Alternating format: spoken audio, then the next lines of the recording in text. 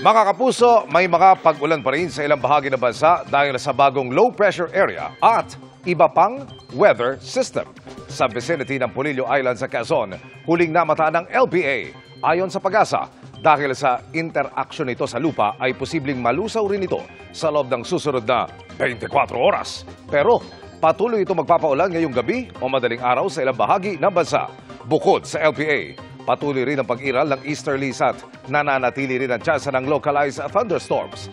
Base sa datos ng Metro Weather, may tsansa ng ulan sa umaga sa ilang bahagi ng Bicol Region, Mimaropa at Calabarzon. Pagsapit ng hapon, mas malaking bahagi na ng Luzon ang uulanin. May malalakas na ulan na posibleng magdulot ng baha o landslide. Halos buong Visayas at Mindanao na rin ang makararanas ng maulang panahon sa hapon.